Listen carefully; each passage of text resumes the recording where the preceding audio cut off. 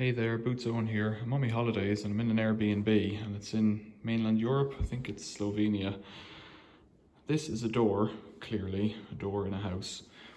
And if you look at the latch, it's a flush latch. I can use the handle, but it doesn't do anything. Now, wait.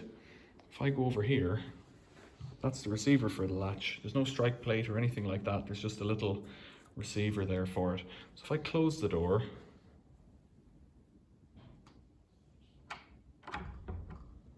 it's latched. I haven't dropped the handle or anything like that. It is latched.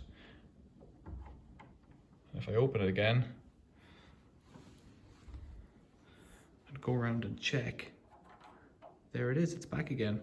So something's going on here, and I suspect, you'll tell me this in the comments, I suspect there's a little magnet in there. If we do it from this side, close the door, listen.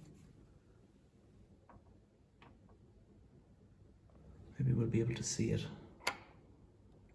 So it shoots out. Now it's out and it pops back in again. Out, out. And that's it, locked. Latched even.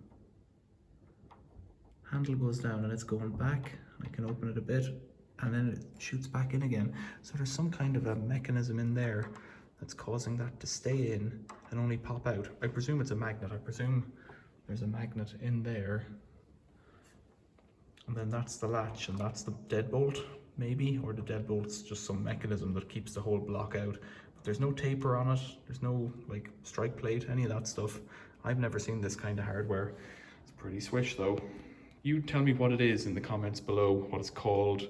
If you're from Slovenia or Germany or somewhere else that uses this, tell me about it. It's a pretty modern apartment, it's pretty flash, but I've never seen one of these before. Thanks for watching. See you later.